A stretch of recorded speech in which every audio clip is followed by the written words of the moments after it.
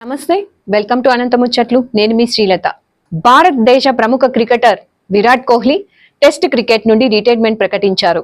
ఈ విషయాన్ని social media వేదికగా స్వయంగా వెల్లడించారు. 36 వయసులో 14 తన సుదీర్ఘ టెస్ట్ కెరీర్ కు ముగింపు పలుకుతూ ఆయన భావోద్వేగపూరితమైన పోస్ట్ చేశారు. 123 టెస్ట్ మ్యాచ్లు ఆడి 46.85 సగటుతో 9230 పరుగులు చేశారు.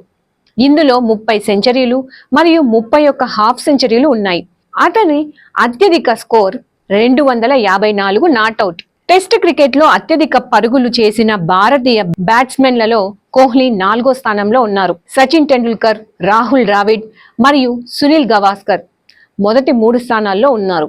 గతంలోనే T20 అంతర్జాతీయ క్రికెట్ కు వీడ్కోలు పలికిన కోహ్లీ ఇకపై వన్డే ఫార్మాట్ లో మాత్రమే కొనసాగనున్నారు. రోహిత్ శర్మ కూడా ఇటీవల టెస్ట్ క్రికెట్ నుండి రిటైర్డ్ అయిన కొన్ని రోజులకే కోహ్లీ ఈ నిర్ణయం తీసుకోవడం గమనార్హం. కోహ్లీ తన కెప్టెన్సీలో భారత జట్టును ICC టెస్ట్ ర్యాంకింగ్స్ లో అగ్రస్థానానికి చేర్చారు. అంతేకాకుండా 2018, 19లో ఆస్ట్రేలియాలో టెస్ట్ సిరీస్ విజయాన్ని అందించారు.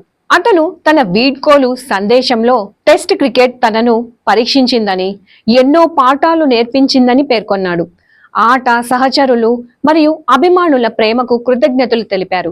కోహ్లీ రిటైర్మెంట్ భారత క్రికెట్ కు ఒక శకం ముగిసినట్టేనని అభిమానులు భావిస్తున్నారు. అతని ఆటను, పోరాట స్ఫూర్తిని క్రికెట్ ప్రపంచం ఎల్లప్పుడూ గుర్తుంచుకుంటుంది.